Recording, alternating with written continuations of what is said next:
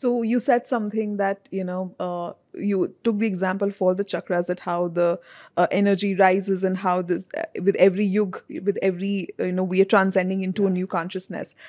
Because Shakti, like they say, that resides in the root chakra. Are we saying that Shakti resides She's in moving. darkness? Yeah, absolutely. Yeah. Yeah. Shakti is in that dark cave of our root chakra and she's waiting to be embodied by Shiva. Shiva is the proton, the constant. It doesn't move. Shakti is the feminine, the electron that's having a magnetic charge. And when directed properly, she starts moving upward through every energy center. And then finally, when she meets that Shiva up there, she transmutes herself totally into the light and embodies herself into the light and becomes one. And that's where the singularity is in the crown chakra, the third eye. So very interesting, because she's also said to be the creator of Maya, right? So what I understand when you say this is that Maya is basically that you embrace abundance, you embrace your financial securities, you embrace self-expression. Like, it's like you live all of it, right? You live authenticity, you live spirituality, and the day you have lived all of it is when you move to light. So, yes. Now, again, when you look at the chakra system, there are three ways of living it.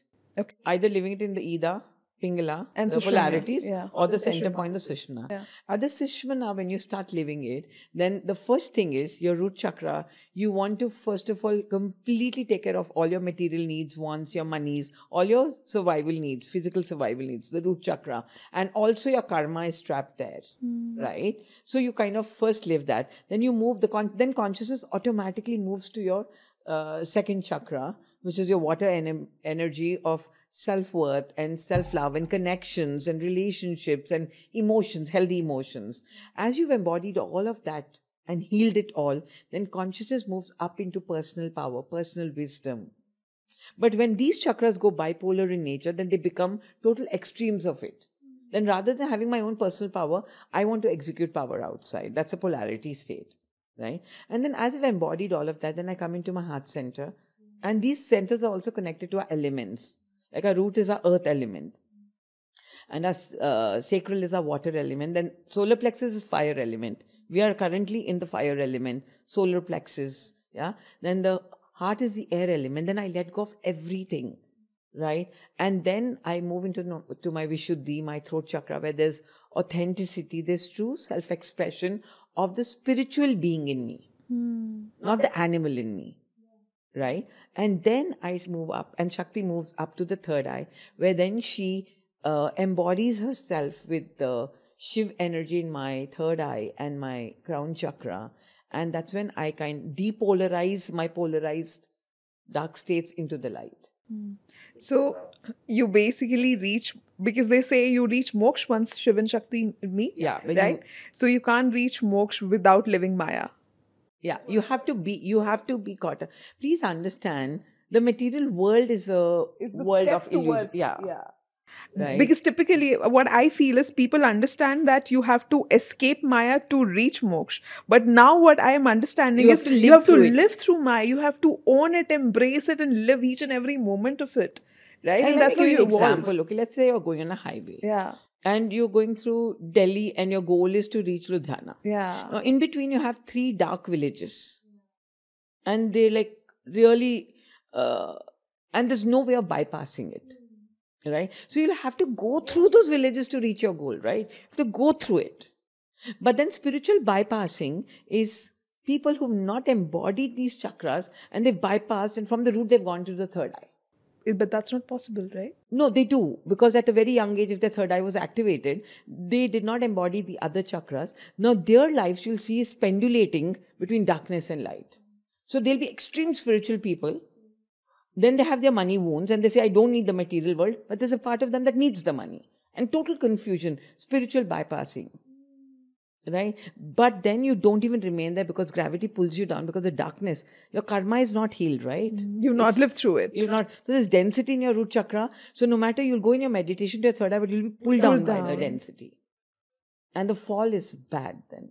Then you go into the darkest side of you. And that's when you meet the dark spirits and entities and all of that.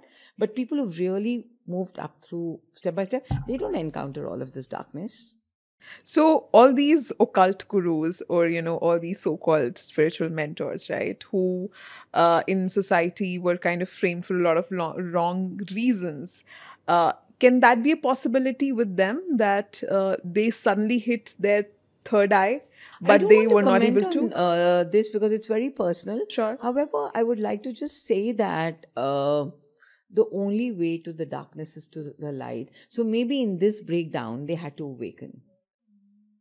But that's so beautiful. Like, now when I look at it about Maya, it's honestly, like, this is an honest confession that people always projected Maya as something bad, or, you're trapped in it.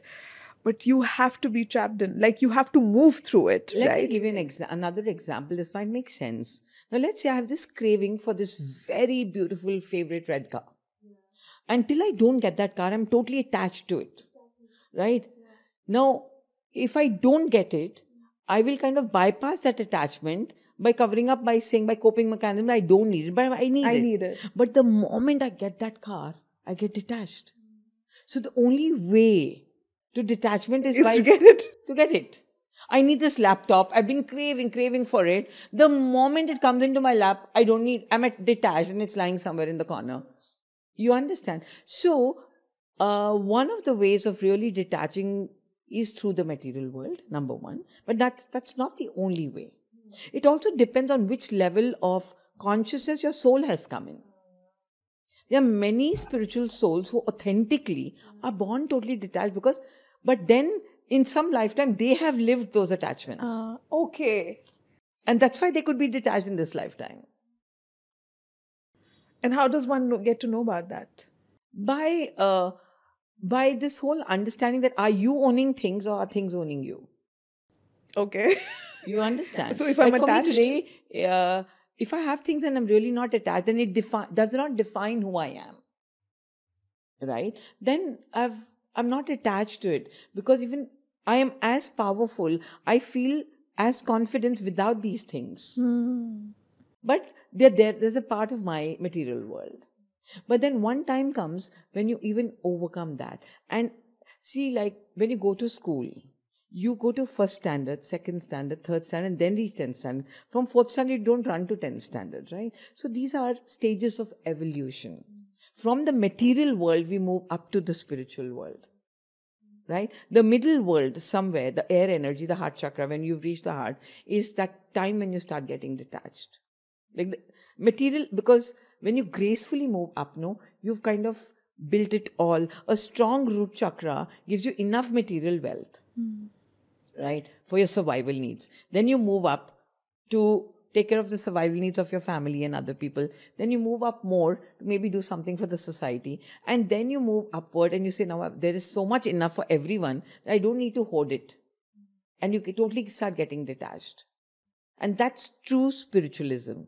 And that is why when you project yourself as a total spiritual person, a true spiritual person is a person who's totally detached from all of this. Like if you ask me today, I have my attachments. So I will not call myself an embodiment of 100% spiritualism. But am I on the path and will I reach in 10 years? Maybe yes. Maybe next lifetime, yes. But definitely when I look at me 10 years from behind, who I was 10 years back, and today I've moved.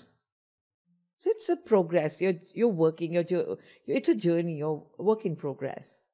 Thank you so much, Ramon, for this conversation. Every time you come, you give us something that we are like, okay, abhi ye to is episode mein hum cover hi nahi kar paaye, and we want to ask more. Every time we hold a conversation with you, it's just pleasant, it's insightful, it's revelatory, it's shockers for a lot of people. But thank you so much for always opening your heart and sharing whatever you have and giving it to us. And I really hope that with this episode, people are more prepared for 2025 and they utilize that energy and deconstruct everything that's not working for them and move to the higher consciousness. So thank you so much. Always a pleasure hosting you. Thank you so much for having me over. I really had fun. Thank you. And for everyone else who have, if you guys have stayed till the end, thank you so much for watching it. We really hope that today's episode has helped you in understanding what exactly is happening with you and around the world. So we hope that today, whatever takeaways you get, you actually integrate it, you start on that journey so that, we all can together collectively move to the higher consciousness. Please don't forget to like and subscribe our channel in case if you really love the episode today, and also share it with the people whom with you think that, it's going to resonate with them. And we are going to see you in the next episode with another exciting topic. So stay tuned. Thank you so much.